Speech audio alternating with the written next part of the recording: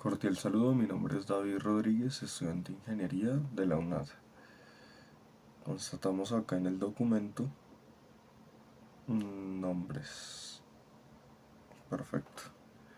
Entonces vamos a proceder a explicar la tarea 1, los ejercicios 1 y 2. Entonces en primera instancia pasamos con el ejercicio número 1 y corroboramos en el simulador los datos dados. La letra que escogimos para dar solución a esta actividad fue la letra D, la cual nos corresponde a una velocidad inicial de 7.3 metros sobre segundos. Entonces vamos a verlo aquí en el simulador. Entonces 7.3 metros sobre segundos y vamos a ponerle una aceleración de 2, tal cual como nos dice en la guía. Vamos a iniciar la simulación. Vemos que en esta primer gráfica en el eje X es la distancia recorrida horizontalmente. Como vemos, va aumentando conforme el tiempo va pasando. La siguiente gráfica que tenemos acá es la gráfica de la velocidad y podemos ver que el automóvil se va acelerando conforme pasa el tiempo, debido al factor de la aceleración de 2 metros sobre segundo al cuadrado, que es lo que nos describe esta tercera y última gráfica. Entonces, para tomar los datos de estos experimentos, ya que nos pedían tomar medidas en 30 segundos,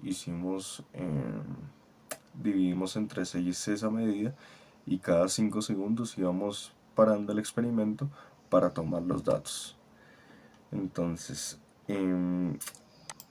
aquí cambiamos la aceleración a 0. Bueno, primero restablezcamos acá la aceleración a 0 e iniciemos la prueba.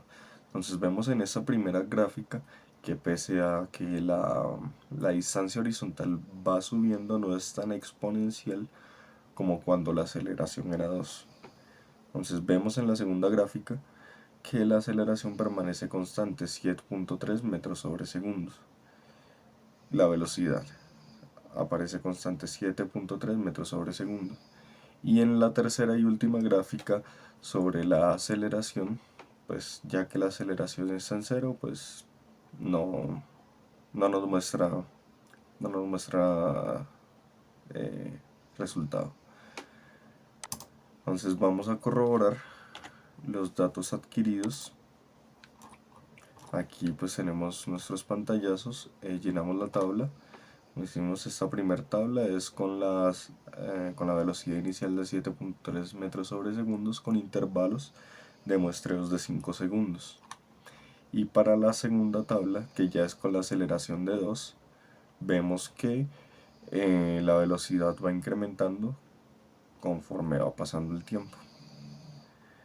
Entonces, en base a estas gráficas podemos determinar que es una recta. Por ende, podemos calcular la pendiente para así poder hallar la aceleración. Esto con el fin de corroborar los datos adquiridos acá del experimento con los datos, llamemos este experimento como los datos prácticos. Y aquí queremos corroborar con teoría versus lo medido. Entonces vemos que nos da una aceleración de 2.024 metros sobre segundo al cuadrado, bastante, digamos, cercano al valor que utilizamos en el experimento. Entonces aquí constatamos que para el primer caso, para este, donde la aceleración es igual a 0, nos describe que es un movimiento rectilíneo uniforme. Y para la que la aceleración es 2 metros sobre segundo al cuadrado, es decir, esta, decimos que es un movimiento rectilíneo uniforme acelerado. Entonces las ecuaciones que describen los movimientos rectilíneos en el caso del uniforme es esta, y para las ecuaciones del movimiento rectilíneo acelerado son estas otras. Entonces pasamos al ejercicio número 2, el cual nos arroja estos valores. El primero, el ángulo de inclinación del cohete, o sí, del cañón que vamos a lanzar nuestro objeto, y esta S18 que nos representa la aceleración inicial del objeto. Entonces vamos a entrar. Bueno, y como escogimos la letra D, nos corresponde una pelota de béisbol. Entonces vamos a entrar aquí al simulador y verificamos los datos dados. Entonces aquí, como vemos, ya tenemos un ángulo de inclinación de 42 grados y una velocidad inicial de 18 metros sobre segundo. Entonces, en masa, como habíamos constatado en el ejercicio, 4 kilogramos, un diámetro de 0.3 metros y la gravedad de 9.881 metros sobre segundo al cuadrado. Entonces, para poder tomar la adquisición de tiempo, distancia y altura, utilizamos esta herramienta. También pudimos haber utilizado aquí este metro, pero en este caso me parece que es mucho más precisa la medida. Entonces, así tomamos la altura máxima, la distancia total recorrida horizontalmente y el tiempo que recorrió desde el cañón pues hasta el final.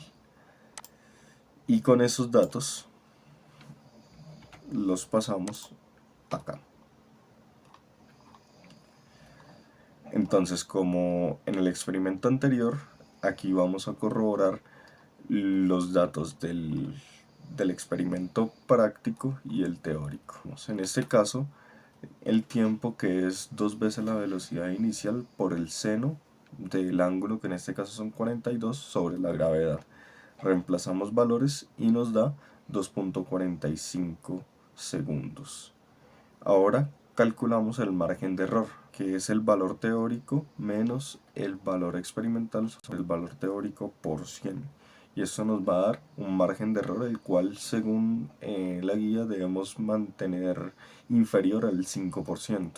Pues en este caso, aquí reemplazando y operando, nos da que el margen de error para aquí, para el tiempo, son 0.04%, ya que lo que medimos, 2.46 segundos, y lo que nos dio 2.45 segundos. El margen es bastante estrecho. Y para la ecuación que nos describe el valor teórico, para la distancia recorrida, estas son 2 veces la velocidad inicial al cuadrado por seno del ángulo, que son 42, por coseno del ángulo sobre la gravedad. Reemplazamos y operamos y nos da 32.84 metros. Y pues lo mismo, calculamos el margen de error y nos da 0.03%, el cual la medida teórica nos dio 32.84, la teórica, y la práctica 32.85 metros. Entonces también es bastante cerrado ese margen de error. Y para la altura lo que utilizamos es esta fórmula. Entonces el valor inicial por el seno del ángulo, 42 grados, elevado a la 2, sobre 2 veces la gravedad. Entonces operamos y nos da ese valor, 7.39. Calculamos el margen de error y en este caso nos da 0, ya que es el mismo que obtuvimos en el margen teórico y en el práctico. Entonces creamos, pues ya sintetizamos la información en una tabla y la pasamos en Excel. Como podemos ver, es netamente una pendiente. ¿Sí? Nos describe el movimiento en una pendiente. Entonces, a medida que va pasando aquí en nuestro eje X el tiempo, la distancia horizontal, es decir, la distancia recorrida por el objeto, va aumentando. Y aquí es la trayectoria vertical, es decir, la altura. Entonces, como vemos, empezamos en un tiempo de 0.41 segundos con una altura de 4 metros. Entonces, a medida que llega a su punto máximo, que son 7.39 metros, empieza a descender. ¿Sí? Entonces eso nos describe